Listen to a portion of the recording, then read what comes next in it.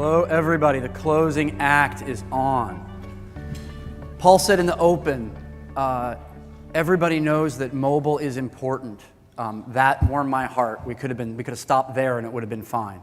I've been in mobile for 11 years, and I've never heard somebody open one of these by saying everybody knows mobile is important. So phenomenal thing to be able to hear someone say.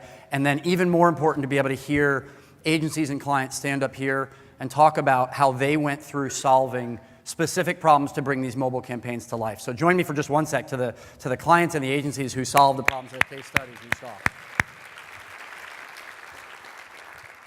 saw. Amazing stuff. I think that echoes, and apparently the reason Paul said that everyone's here is because you want to understand the how.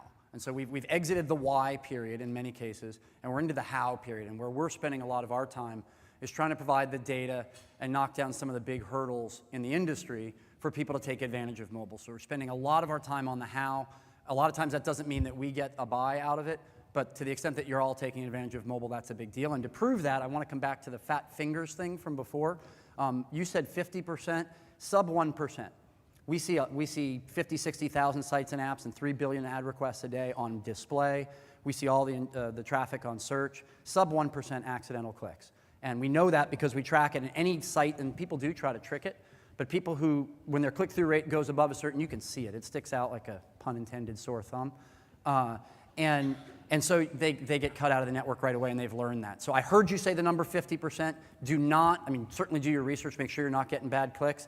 But we track the number of people who hit the back button within 3 seconds. I didn't mean bad clicks. I meant intent clicks, meaning obviously there's a unique person clicking the ad, but that they did it a pocket click or accidental click. And as far as I know, there's no ad server that can tell me if that's a real click or not. For those of you that didn't hear, just repeat. He's concerned about ad servers tracking, not necessarily faulty clicks where someone's got a click farm, but is somebody accidentally click it, or is it in your pocket, or is it my child in the backseat of my car clicking it?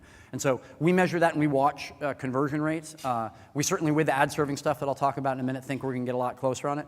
But going back to the AdMob days, we used to check the number of people who clicked back, which would be if something were sort of engineered to be that, and it's sub 1%, right? So this is not something that's dramatically more. And if you follow up with me, and again, in the name of data, my email address is jspero@google.com. Our whole job is to help you answer questions and concerns like this. Email me and we'll get the team and we'll follow up with you with what data we have, all right? And please share your concerns along those lines. Okay, I'm the last act and I'm sure I'm well behind schedule. Wow, I don't even have to say anything. It's Martin Cooper, the inventor of the cell phone, made the first phone call, and there's a whole thing we talk about. And from when he first made the phone call to his rival at Bell Labs, the expectations of mobile have been enormous. And so usually, I'll spend some time talking about why mobile for a long time under-delivered on its promise. But I actually think that I want to try this a new way. The team found a video that I'm going to play in just a minute. It's grainy, but I think it makes the point better than me talking about Martin Cooper. So forgive the low defness of what I'm about to show you. It's from 1993. Bought concert tickets from cash machines. Yeah, perfect. Or tucked your baby in from a phone booth. You will. And the company that'll bring it to you. For those of you under 25, at the end, that was a payphone. It's amazing, right, how far we've come in terms of user experience. Every single thing that you saw there is now something that you can do from your phone. I think you can pay a toll from your phone. I'm not positive about that one. But it is something that we're all doing. It's part of our everyday life. It's absolutely normal. So the question mark, we did have a debate on our team. Did anybody catch the voiceover? Who's the voiceover? Not my team. Tom Selleck. Thank you. So I take any excuse I can to put Tom Selleck in my presentations. For 2 reasons. 1, because he looks good on the beach on whatever that phone is. And 2, because clearly he's a visionary when it comes to mobile.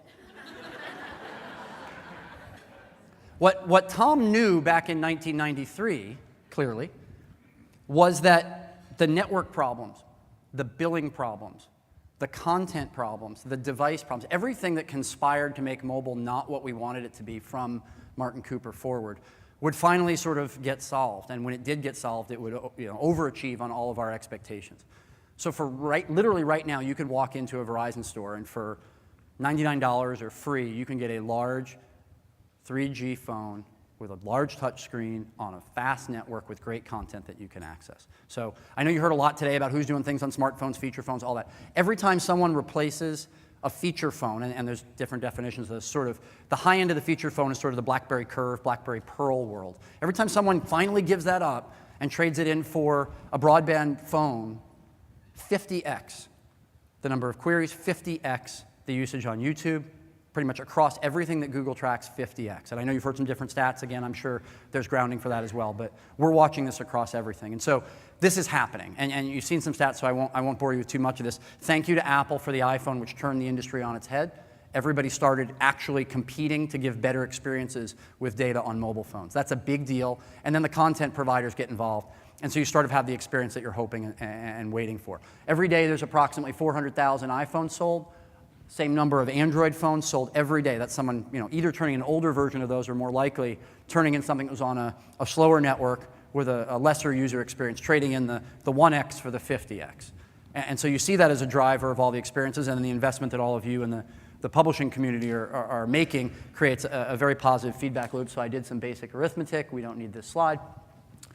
We're way ahead of this. We built this slide in January, and this is going to be done by September. 50% of Americans, that includes my 2-year-old, who will not have one, but 50% of Americans will be walking around with a smartphone in their pocket with that 50x data experience. And we see that in just about every metric that we can track from inside Google. Half Americans walking around with smartphones, that's your target audience, and you heard that in a number of different ways today. What are they doing? Loosely, it buckets into 2 big buckets, and this is an oversimplification, and we can get you a lot more data on this. One thing they're doing is filling time, and you know this from your own personal experience. You have 20 minutes before the meeting. You have 20 minutes because the Google guy's on stage and he's really boring. You have an amount of time before something, and you're filling it with entertainment. You have constant digital connectivity, and you're using it. And you're using it for a lot of different things. We see it in entertainment applications. We see it in YouTube. We see it in any number of different places, and I won't read you stats. So the first thing is being entertained. And again, I'm not here to pitch you YouTube, but mobile YouTube is the second biggest video property in the world to YouTube, which is the biggest. And it's catching up. They're using it to solve problems. Users are using it in their daily lives when they're in retail establishments, to find retail establishments, to answer quick questions, to Shazam and activate a TV commercial. It's become the way that we interact with the physical world around us. The phone is that interface. So we're not at our desktop. The Cha-Cha guy shared the stat. I think he gave us credit for it. But the stat that now has become in the public domain about when people are using this. You're not tethered to your desk. You're walking around. You're out in the world. And this has become, our CEO uses this term of augmented humanity, which is, I think, a little much, maybe. But the notion that your phone allows you to have this digital experience that overlays on the world around you. And as a result, you're definitely using it in the shopping experience. For anybody that's related to CPG or retail or quick serve restaurants, we've got lots of data about how this is being used. And I've got CMOs of one of the nice things about being part of Google is I get to talk to much more senior people than I used to. And some of the CMOs are telling me that they're retail places are very worried about becoming the showroom for Amazon because of the mobile phone. It's changing the way that we shop, and some of the best retailers are then leveraging that and creating a different kind of relationship with that user and becoming part of that change. And so I think it's important that everybody think about how the relationship with the customer changes based on the customer having access to a lot more data. 1 in 3 searches is local, has local intent. This is people trying to find a store, trying to find a place to buy that high-definition 46-inch TV. This is people interacting with the environment around them, and this number is growing. Not only are they searching for a place to buy something, they're acting on it. They're ending up in the store, and Google is investing enormous amounts of money to track online to offline attribution, which relates to the question we had about test drives, is we don't just want to be able to say, hey, we drove that e-commerce, m-commerce experience, and I think the line is blurring. We want to be able to say that we drove people into a store and the action that they took. We want to be able to say that we drove people not necessarily into the store to research it, but then maybe they went back online to buy it later, and I think that all should be stitched together. This isn't coming next Tuesday, but Google is investing very heavily in this to try to help people understand the impact that this has. And I think from all the different folks that have talked to you today, you've seen metrics that I think prove that mobile works. We believe that mobile works even beyond what you can track today. One of the metrics that we see, and this is not just a search point, this is a point about mobile as a part of the digital experience. So we picked one vertical because we're in LA. And we see in a year, 28% of the entertainment and theater-related theater searches are happening on a mobile phone. That's overall Google search queries, and it's entirely incremental.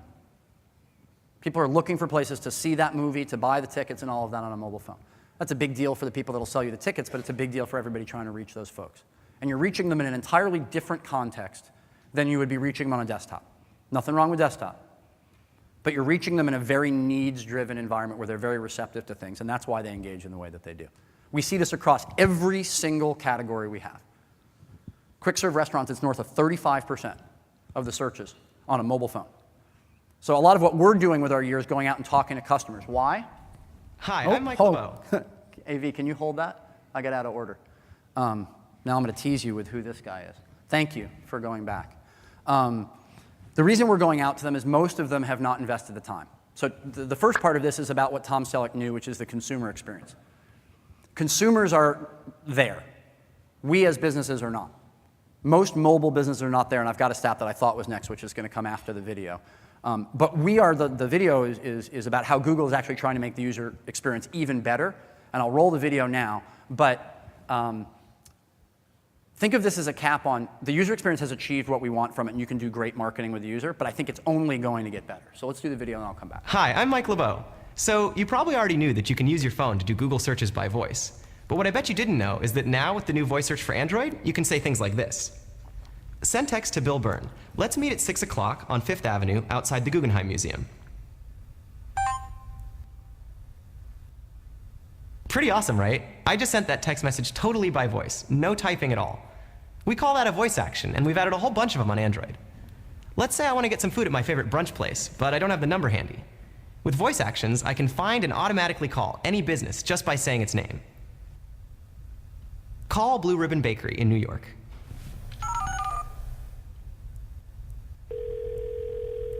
Voice actions use the magic of Google Maps to find businesses fast.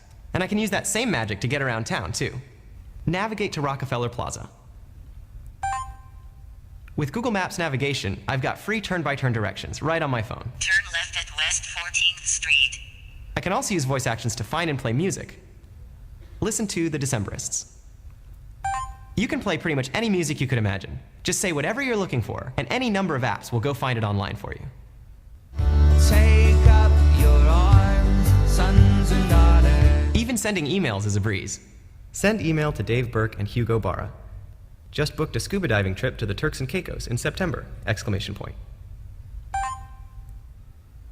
But you don't have to say everything all at once. Let's add some more. Let me know if you guys want to join. Smiley face. And that's not all the voice actions. There are a bunch more. Check it out. Go to the New York Times. Map of art galleries in Amsterdam. Directions to 826 Valencia Street in San Francisco. Note to self, pick up some chicken teriyaki for dinner. Call Nicholas Jitkoff at home. And of course, you can always do a Google search too. Pictures of the Icelandic volcano eruptions. Man, that's a lot to remember. But we think these new voice actions let you do a lot of things on your phone faster and easier than ever before. To try them out, download the latest voice search from the Android market on your Android 2.2 phone.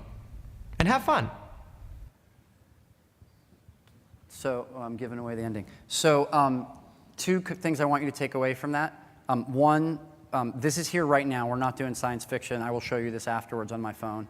The user experience is only going to get better. The second thing I want you to know is that we do not all talk like that and walk around with t-shirts that have little androids on. Why does this matter? The user experience is, frankly, very, very, very good and only going to get better. Now, I gave this away by hitting page down, and I got completely out of order in my presentation, but it doesn't change the point that business is not ready to engage these users. To this point in mobile, a lot of what people have done, and it's through the good work of the people that have spoken to you today, is build experiences for specific campaigns, and that will continue. That's always been the case everywhere, and you'll continue to see that. But people don't have the persistent way of engaging their customer, and people don't have a way of delivering this, and this is one of the big challenges of mobile. So my biggest deliverable as the head of Google Mobile Americas is to help Google's customers come along with their investment in mobile and their infrastructure in mobile, their understanding of how to track mobile, and we're going to talk about this in a minute. So all of my conversations with customers start with showing them their mobile property and then having a conversation with them about how ready they really are to engage that user that has 26, 28, 35% of their searches looking for that user. And that's true if you're Hyundai, and it's true if you're Old Navy, and it's true for everybody that's talked to you today. The challenges are real. Is this a build slide? This is not a build slide. The challenges are very real. So mobile has grown despite not being everything that it needs to be. We have big challenges around fragmentation. You heard all about an app campaign built for an Apple environment, right? That reaches a very significant part of the market, but it doesn't reach your entire audience.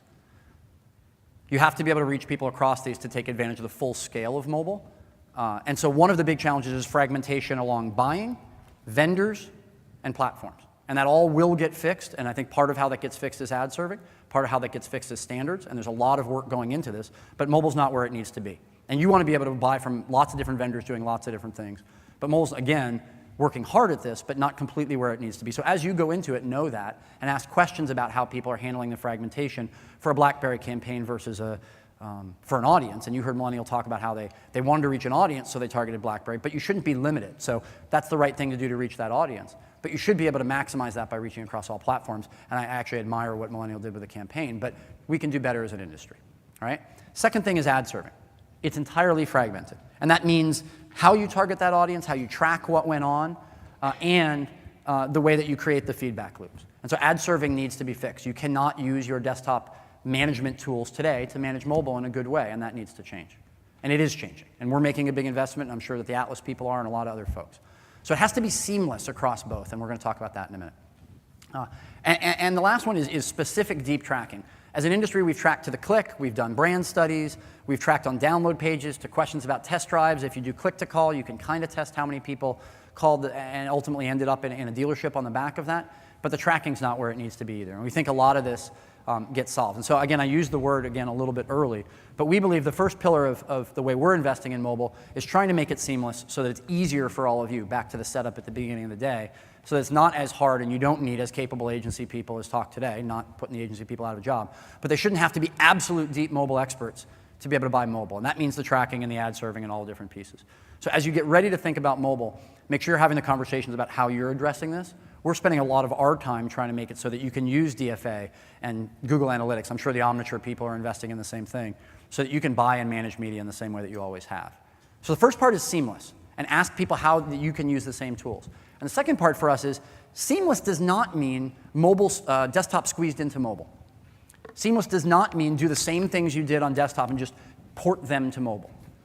Seamless means seamless doesn't have to mean that. You need to take advantage of the specific capabilities of a mobile phone, which relate to the local nature, which relate to the fact that the phone has a camera, which relate to the highly personal touchscreen that's in these devices. So take advantage of the mobile platform, but the buying experience shouldn't be unique and difficult for mobile, and I think that's where we're headed. We're certainly investing in it, and I think all the other people, I thank the other folks who've talked to you today, because they're investing in this as well, and it gets solved as a group. It gets solved by you asking us the difficult questions. And I think as an industry, we have to be able to answer those questions for mobile to realize its full potential. So I guess the summary for me is that I'm very excited about mobile. I've invested a lot of time in it. I believe in mobile as a marketing channel. I think it works today, and I wouldn't get so focused on the horizon and where mobile is going to be that you look past what it can do for you today. But I'd also hold mobile accountable to all the things that you hold media accountable to today. So if you manage particular KPIs, manage mobile to those KPIs as well, and hold the people who come talk to you about the capabilities of mobile accountable to what your customers ask of you. And that's where I'll stop, and I'll take questions if we have time. Thank you.